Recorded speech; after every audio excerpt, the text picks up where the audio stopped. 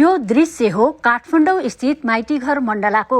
संयुक्त राष्ट्रिय जनआन्दोलन मोर्चाले संविधान कालो दिन भन्दै संविधान जलाउने क्रममा झडप्पो अवस्था सिर्जना भएको हो। केही बेर प्रहरी र प्रदर्शनकारी बीच हात हालाहाल र भनाभन भए पश्चात केही प्रदर्शनकारीहरूलाई पक्राउ समेत गरिएको थियो। सोमबार 8औं संविधान दिवस देशभर विभिन्न कार्यक्रम गरी मनाइएको छ। विक्रम सम्वत 2072 साल असोज 3 गते संविधान जारी भएको दिनको स्मरणमा हरेक वर्ष संविधान दिवस मनाउने गरिएको छ। दिवसका अवसरमा राष्ट्रपति विद्यादेवी भण्डारीले मन्त्री परिषदको सिफारिसमा 998 जनालाई विभिन्न मान पदवी अलङ्कार र पदकबाट विभूषित गर्ने घोषणा गरेकी छन्। तर यता संविधानको भावना र मनसाय अनुकूल कार्य नहुँदा राजनीतिज्ञहरूमा निष्ठा र इमान्दारिता गुम्दा आम नागरिकमा निराशा छाएको छ। संवैधानिक अङ्गहरूले चुस्त दुरुस्त काम गर्न सकेको भए, सेवा प्रवाह प्रभावकारी भइदिएको भए राम्रो संविधानको अनुभूति नागरिकले महसुस गर्ने थिए। हजारौं नेपालीहरूको बलिदान र त्यागले ल्याइएको नेपालको संविधान 2072बाट आम नागरिकले धेरै आशा अपेक्षा राखेका थिए। धुमधामका साथ जसरी संविधान जारी भएको दिन धेरै नेपालीहरूले हर्षोल्लास मनाएका थिए, अहिले तिनै नेपाली पछुताउनु परेको दुःखद क्षण छ। हुन त अहिले पनि 3 दिनसम्म दिवस मनाउने गरिएको छ, तर दिवस मनाउनुको के अर्थ छ जबकि आम नागरिकले कुनै खालको राहत महसुस गर्न नपाएपछि। र त दिवसका दिन काठमाडौँको माइतीघर मण्डला विरोध सभाले भरिभराउ भयो।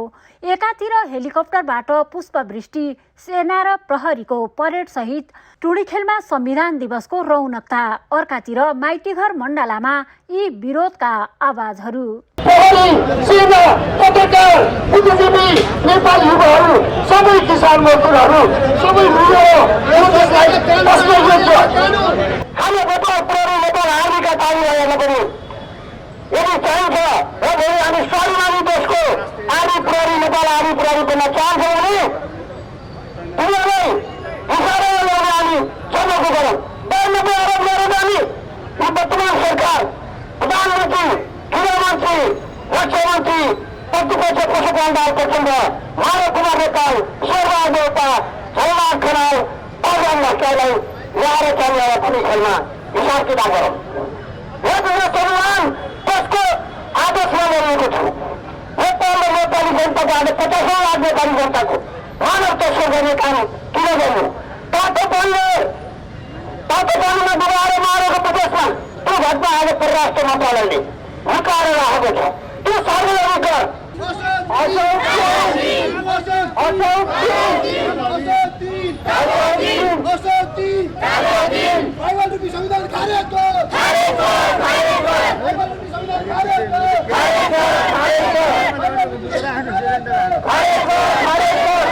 शान्तिपूर्ण तरिकाले हाम्रा कुराहरू राख्नुपर्छ, हाम्रा विचारहरू राख्नु पाउनुपर्छ र मुलुकको परिदेश, मुलुकको अवस्थालाई जनता सामु ल्याउने काम संयुक्त राष्ट्र जनआन्दोलन मोर्चाको हो।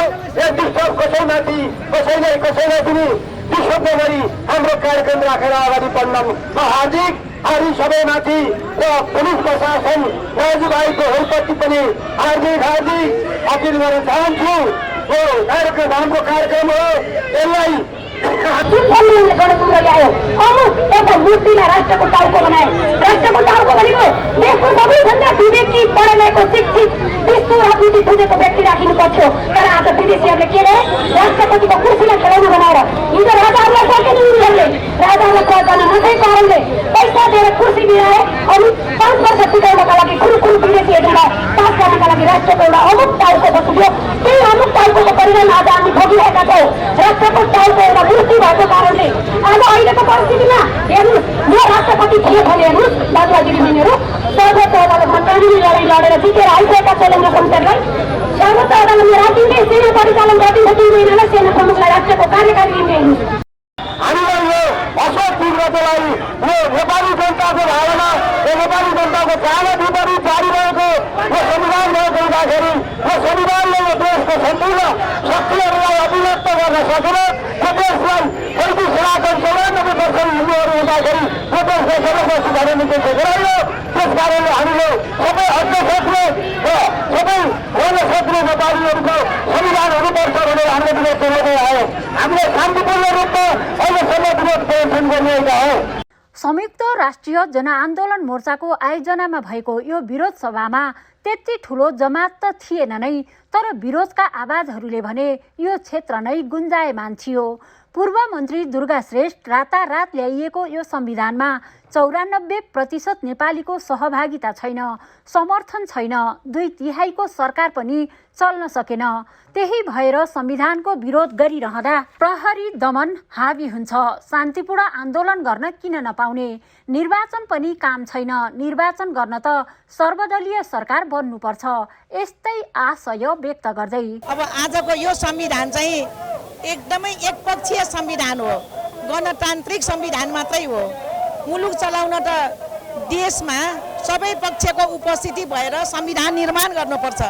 यो संविधान चाहिँ रातारात कसको इसारामा रातारात 72 को संविधान रातारात बनेको संविधान हो। यो संविधानमा 94% नेपाली जनताहरूको सहभागी छैन, समर्थन छैन। यो संविधान च्याति पनि सक्यो, जलाइ पनि सक्यो। जुनले संविधान बनायो त्यसले यो संविधान असफल बनाइसक्यो।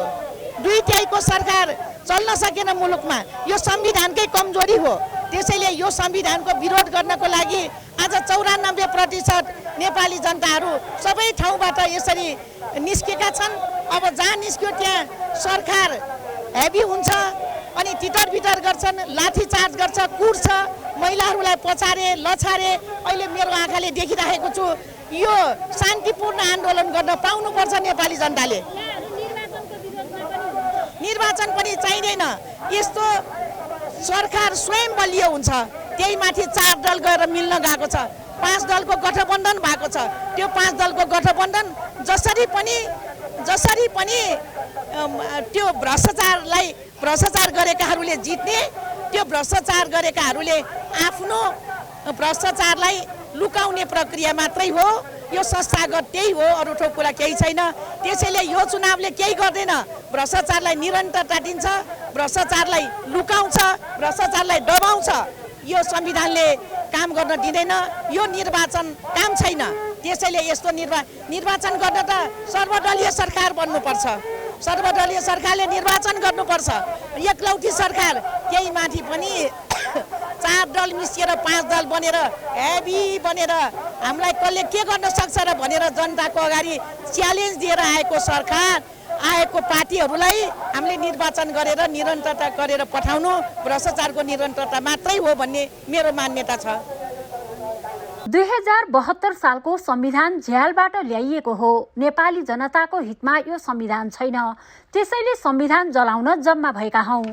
राजा र राज संस्थालाई पुनर्स्थापना गर्नका लागि नै सडकमा उत्रिएका हौं। मेरो आमाको अस्मिता लुटिएको छ। यति बेला यो संविधान विदेशीको डिजाइनमा ल्याइएको हो। त्यसैले असोज दिनलाई कालो दिनका रूपमा हेरिएको छ, जुन कुराको पूर्वशाही नेपाली सेना कुमार बस्नेतको भनाइबाट पुष्टि हुन्छ। 2072 सालको संविधान झ्यालबाट ल्याइएको संविधान हो। यो संविधानलाई हामीले पूर्ण रूपमा नेपाली जनताको हितमा छैन भनेर हामीले आज 2072 सालको संविधानलाई चाहिँ पूर्ण रूपमा जलाउनुपर्छ भनेर हामी आएका हौँ र हामीले जलायौँ पनि।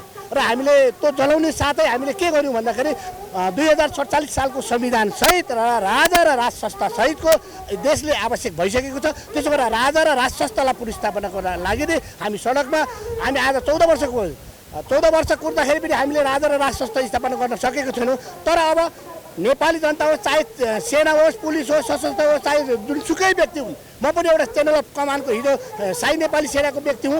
म यो देशको लागि म लडाइँ गर्न किन आएको छु भन्दाखेरि मेरो देशको अस्मिता लुटिएको छ। अस्मिता भन्नाले मुख्यतः के त भन्दाखेरि मेरो आमाकै अस्मिता भन्नुपर्छ।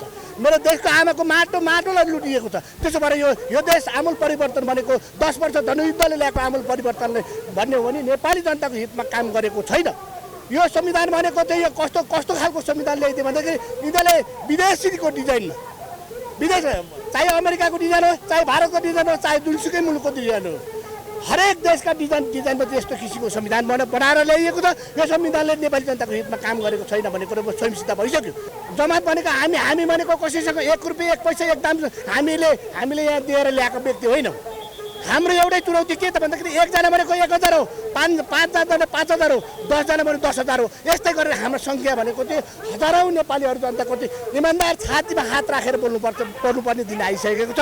यो देश भनेको सोमालेर सिरिया अफगानिस्तान बनाउन नदिनको लागि राष्ट्र बचाउनलाई मैले कसम खाएर मैले पशुपतिनाथको कसमले पनि मैले भनेको छु म यो देशमा यदि राजा र राष्ट्र पुनर्स्थापना भएन भने नेपाल सोमालिया र सिरिया र अफगानिस्तान हुँदैछ। अब यो अहिले माइती घर मण्डलमा जसरी हामीले 2072 सालको संविधान जलाउने बेलामा चाहिँ हामीलाई पुलिस प्रशासनबाट जसरी धरपकड भयो, हाम्रा महिला दिदीबहिनीहरूलाई चाहिँ उहाँले के अरे महिलाले पक्रिनु पर्थ्यो, तर पुलिस दाजुभाइहरूले पक्रियो छ।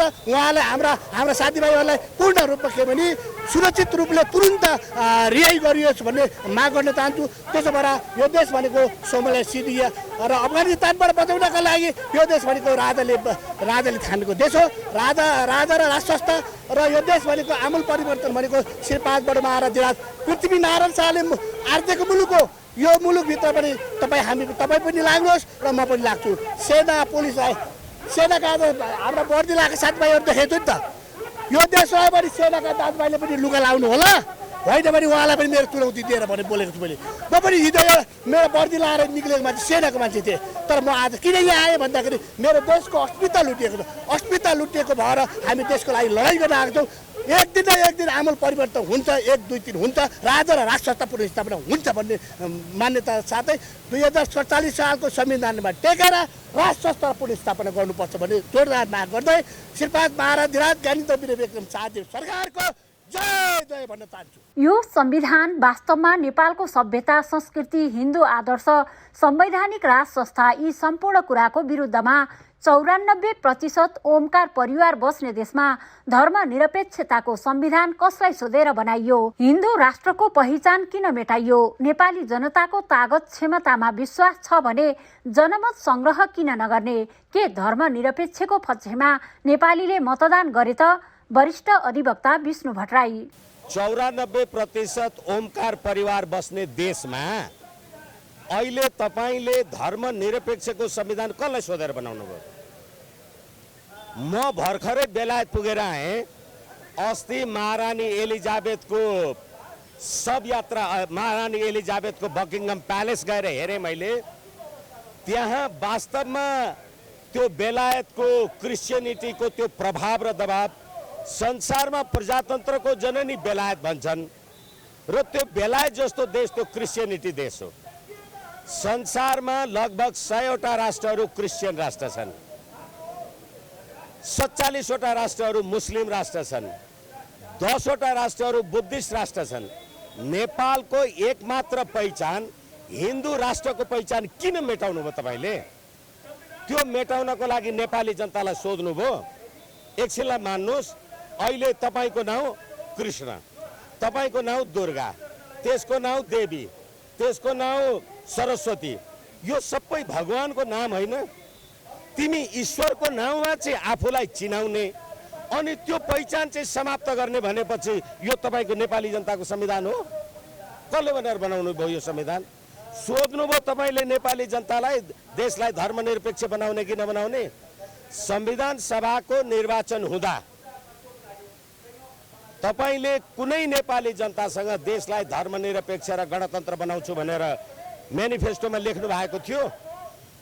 आज किरियापुत्री बसेको एउटा बाहुनको छोरालाई गाई काटेर मुखमा हाल्ने पुष्पकमल दाहाल प्रचण्ड दिल्ली गएर नरेन्द्र मोदीको अजित डोभालसँग खुट्टा ढोगेर आएर देशमा नागरिकता फास्ट्र्यागबाट पास गराएर लिएर आउने र हिन्दू राष्ट्रको पहिचान, हिन्दुत्वको पहिचान भएको 17 करोड बिजेपीको सक्रिय जनसङ्ख्या भने चीनभन्दा ठुलो त बिजेपी पो रहेछ भनेर भन्ने आज यी पाखण्डीहरू।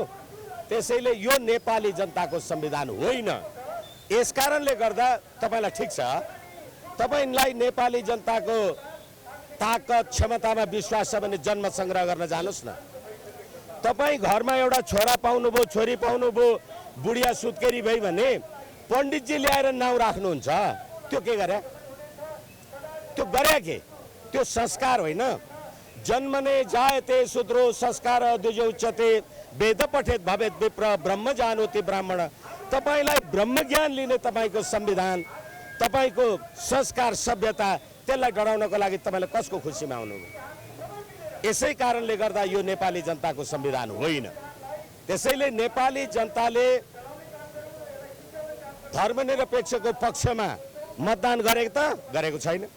यो संविधान लागू भएपछि 2078 मा राष्ट्रिय जनगणना गर्नु भएन। त्यो राष्ट्रिय जनगणनामा पनि नेपालमा 93% ओमकार परिवार बस्छन् भनेको छ। कसको देश हो?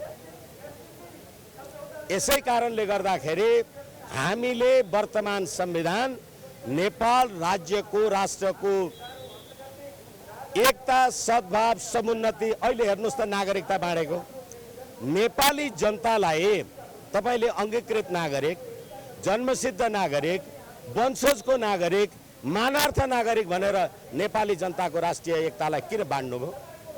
कसले भनेर? को जन्मसिद्ध नागरिक, को वंशजको नागरिक? पृथ्वीनारायण शाहले यो मुलुक आर्जन गर्दा तिम्रा हाम्रा सन्तति पिता पुर्खा त यो देशमा बसिरहेका छन् त। अनि जहिले संविधान आएपछि अब मैले तपाईहरुलाई कति भन्न सक्छु, मैले धेरै आम सञ्चारमा भनेको छु। 2019 को संविधान आयो। यो संविधान लागू हुँदाका बखत देहाएका व्यक्ति नेपालको नागरिक हुनेछन् भन्यो। 47 सालमा फेरि संविधान आयो, त्यही लेख्नुभयो। यो कुरा हामीले राष्ट्रपतिलाई ज्ञापन पनि दिएका छौं। भनेदेखि 19 देखि 47 भनेपछि त्यो 27 वर्षको बीचमा नेपालमा को मान्छे आयो नयाँ आएर बसेर नागरिकता दिनुहुन्छ? तपाईका छोराछोरी, नाति पनाति, बुवा जिजुबुवा त यही देशमा थिए। कहाँबाट ल्याएर दिनुहुन्छ भने सन् 1950 को नेपाल भारत शान्ति तथा मैत्री सन्धिले भारतीयहरूलाई नेपालमा नेपाली नागरिक सरह व्यवहार गर्नुपर्छ जे भने त्यो त्यही काम गर्दै हुनुहुन्छ। अनि यो संविधान मान्ने, यो नागरिकता मान्ने? नेपाली कांग्रेसका नेता स्वर्गीय प्रदीप गिरीले पनि नेपाली जनताको हितमा संविधान नभएको भन्दै हस्ताक्षर गर्नुभएको थिएन भन्ने स्मरण गर्दै विदेशीको हस्तक्षेपमा बनेको संविधान खारेज गरिनुपर्छ। देशको मेरुदण्ड र जनताको अभिभावक भनेको राज संस्था नै हो। त्यसका लागि 2046 सालको संविधान लागू हुनुपर्छ। प्रदर्शनमा सहभागीको हो यो आवाज। यो संविधानमा चाहिँ तपाईहरुले कति बुझ्नु भएको छ? एउटा नेपाली कांग्रेसका प्रदीप गिरी अस्ति मात्रै स्वर्गीय हुनुभयो। उहाँ समानुपातिक सांसद हुनुहुँदो रहेछ। उहाँले पनि यो नेपाली जनताको हितमा छैन भनेर यो विदेशीको हितको संविधान छ, यो नेपाली जनताको हितमा छैन, यो संविधान नेपाली जनताको उपयोग छैन, विदेशीको मात्रै पक्षको संविधान छ। त्यसो भएर उहाँले पनि यो संविधानलाई सही गर्नुभएको रहन्छ र यही संविधानको कारणले आज एमसीसी पास भयो। आज यो जनतालाई यहाँ जुदाइएको छ र आफू विदेशीहरूको चाहिँ नि घोडा चढेर नेपाललाई विदेशीहरूको हस्तक्षेपमा चाहिँ नि बढाइएको छ। त्यस उहाँले हामी नेपाली भएर बाँच्न पाउनुपर्छ र कुनै विदेशीको सम्मानपूर्वक छिमेकी मुलुकहरूसँग मित्रता कायम गर्नुपर्छ। यस्तो विदेशी हस्तक्षेप हुनु हुँदैन। यो विदेशी हस्तक्षेप भएको कारणले यो संविधान खारेज गर्नुपर्छ। यो आज असोज 3 लाई हामी कालो दिन भनेर भन्छौँ। यो देशको मेरुदण्ड, यो नेपाली जनताको चाहिने एउटा अभिभावक भनेको राष्ट्रसत्ता नै हो। त्यो राष्ट्रसत्ताको लागि चाहिँ 46 सालको संविधान लागू गर्नुपर्छ। असोज 1 गतेलाई किन कालो दिन भनिएको हो भने यो दिनमा नेपालमा विदेशीले लेखेको संविधान लागू भएर त्यही संविधान अन्तर्गत र तिनीहरूको पैसाद्वारा टुडी खेलमा त्यत्रो तामझाम हुने कारण त्यही हो। खान नपाउने गरिब नेपाली माइतीघर मण्डलामा हामीलाई अन्याय भयो भनेर विरोध जनाउन आएका हौं। संविधान आएपछि गाई काटिन थाल्यो, पृथ्वीनारायण शाहको मूर्ति लडाइयो, देशलाई धर्मनिरपेक्ष बनाइयो, शरीरमा एक थोपा रगत छौन्जेल हामी लडी नै रहन्छौं भन्ने भाव व्यक्त गर्दै पूर्व शाही नेपाली सेना नानीराम लामिछाने। अहिले म धार्मिक संस्थामा काम गर्छु र आज यो असोज 3 गते कालो दिन हो। यो दिनमा नेपालमा तपाईको विदेशीले लेखिएको संविधान लागू भएर त्यही संविधान अन्तर्गत र तिनीहरूको पैसाद्वारा आज टुँडी खेलमा चाहिँ तपाईँको त्यत्रो किसिमको झामताम भएको कारण त्यो हो।